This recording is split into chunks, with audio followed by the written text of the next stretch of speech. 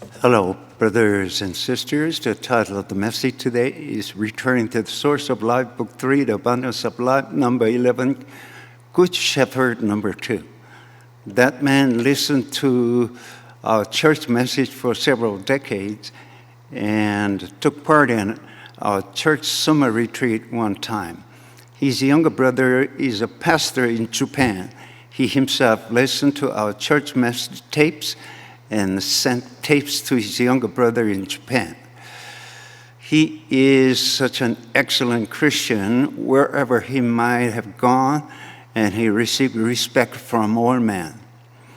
He will be respected even from non-Christian people also. So I learned those conservative Presbyterian church members who graduated from Korea Theological College were leading holy life. Jesus said, good shepherd sacrificed their life for the herd. Reverend Kicho Ju, he rejected worshiping Japanese emperor. He was thrown into the prison and suffered so much. In those days, there were just a few people like that. And there were people who said, well, it may be possible for us to worship Japanese emperor. Thus, Christian people were divided into two groups. Good shepherds can throw away their own life for the herd. The people like ourselves can never follow those words. Those powerful Jewish people, scribes, Pharisees, and Sadducees could never accept the words and deeds of Jesus, so they killed Jesus. They really could not find any room for Jesus into their own life. But Jesus faced the danger of death. He moved straight forward.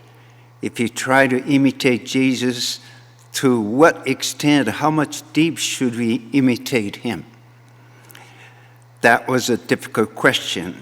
In order to pass the test, 1/10 of pastor may be able to pass the test. It's really a difficult thing, whether in old days or these days.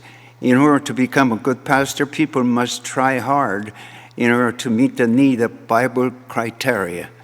It's so difficult. Jesus said, the reason that I throw away my life is because I want to get it back. Well, he may throw away our own life. Do we really have to throw away our life? People would ask, in old days, we had a hope to go to heaven. Throwing away our own life was not so easy. When the Korean War broke out, one kind of thought hit my brains and passed by. If North Korean Communist Army would ask, are you attending church? Can he say yes? Some people put the Bible into the furnace and burned it up. If North Korean communists find out the Bible at our home, they could kill us on the spot. If we are in war situation, there is no legal court trial during the Korean or both South Korean police or communist North Korean army. Without legal court trial, they kill people on the spot. During the wartime, there is no laws. People are investigating about slaughtering civilians during the war in recent history. Mostly they investigate about policemen killing civilians. But North Korean Communist Army killed more civilians. Reverend Jun Gong Kim was able to barely save his life during the Korean War at the massacre site. All of his family members were massacred just because of the reason they believed in Jesus. His father, mother, and his wife all were killed. He barely could run away from the communists. So he started the Christianization movement of Korean Peninsula. He thought we should try the sublimation of character of Korean people filled with rebellion, poison, and fierce temperaments. There is no other way but to dedicate ourselves in Christianization movement of Korean Peninsula. There is no greater curse. My wife is dead, leaving a little child behind. Well, it was Reverend Kim's situation. His wife was killed, leaving a little daughter behind. Revenge against his enemy would be endless. But instead of revenging against his enemies, he wanted to sow the seed of Christ in the heart and character of Korean people. That's why he started Christianization movement of Korean Peninsula of Campus Crusade for Christ. Some people would speak ill of him, that he is involved in politics. He spoke in the prayer breakfast for President of the Republic of Korea and Christianization movement for all Korean army, but he was not interested in politics, but he just purely wanted to spread the gospel of Jesus as many people as possible.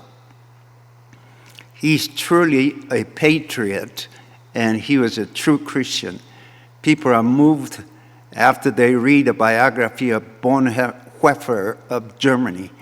He did not complain against Nazis even one word. When I was young, I read his book, and I was very surprised at his pure and clean love toward the Lord and German people. He was killed at the prison, but he did not utter any negative words at all. People like him are pure-hearted people. Some people criticize and condemn other people politically. We don't know whether they love their country or they just love themselves. Who is a truthful shepherd and good shepherd? So many misunderstandings was created. Some people said, you are a man, but how can you call yourself God? They said various things. I became a pastor myself somehow, but what kind of shepherd is a good shepherd? Some people would say, those who deny the death of martyrdom, they are good shepherds. But that phrase has some problem. To die the death of martyrdom is a great thing. But if we put the absolute criteria of good shepherd there, nobody can pass the test. The role of shepherd is to supply the life for the sheep. During the daytime, they let the herd come outside and let them graze grass, and during the nighttime, keep the sheep at the sheepcote, not to be attacked by predators. That is the duty of shepherds. David did that kind of job also, thus leading sheep to the path of life. Those people are good shepherds. My professor was an excellent Bible teacher, and I was influenced by him, and I respected him the most. But then I did not know where I was going in those days. I listened to good words a lot. I watched his holy life. I respected him about his character and his deep knowledges, but he could not tell me the way I should cherish.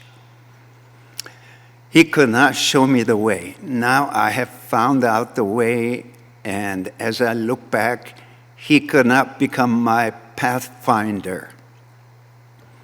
Becoming pathfinder of life, I think this is duty of the pastors for their followers. Becoming a model man can be a criteria, even though the fact if the shepherd cannot lead sheep to the right way, leading model man's life and receive respect from other people, what's the meaning of all those things? Therefore, a shepherd must lead sheep through the path of life. Shepherds must lead sheep to the green meadow of life and a safe place where there is no danger. This is an important issue. I must know where we are going first, and then I can lead my sheep. In order to do that, first of all, I must know where I'm going. If I don't know where I'm going, how can I lead other people to the right way? If a blind man leads other blind men, both of them will fall into a ditch. As I look back at my past, I was a blind man. I delivered a sermon in one church for 8 years. I had never thought I was lacking something in delivering sermon. I thought I was leading people to the right path. I was not a person who was shaky. I had a self-respect about teaching Bible in the right way. But later, as I look back at the past, I did not know where I was going and where I was leading people to.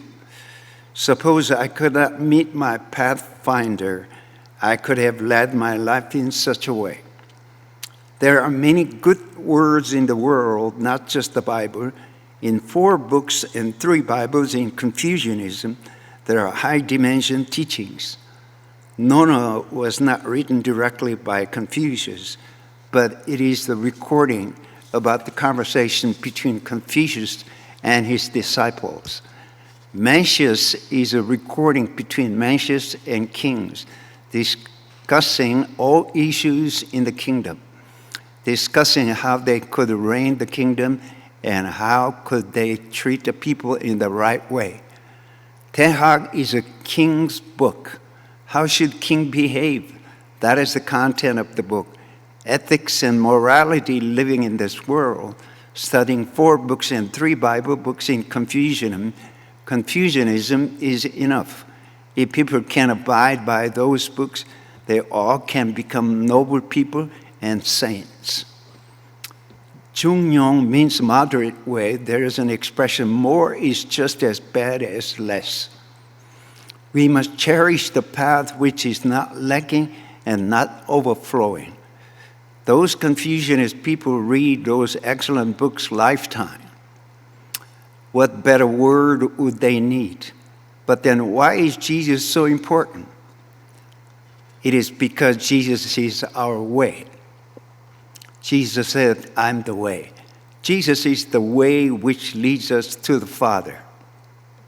Shepherd must become the same sheep himself toward the herd. The shepherd must live in the pasture of life together with sheep.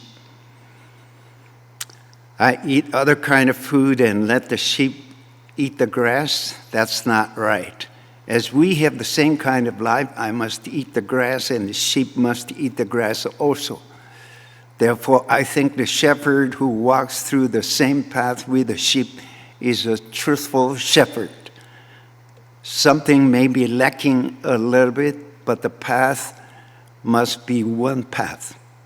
And we must show other people the way. We have to tell people the way. If we cannot tell people about the way, we cannot say we are shepherds. Some people are blind, so they don't know the way. And they cannot tell the way to other people. And if they don't know the way, they are not shepherds. I am so much blessed. I have found out the truthful way definitely. The zenith point of the ministry of Jesus is the cross. If the important meaning of the cross becomes vague, all other things will become useless. Good words are in various books and many books in the world beside the Bible. We don't need to be tied up to the Bible.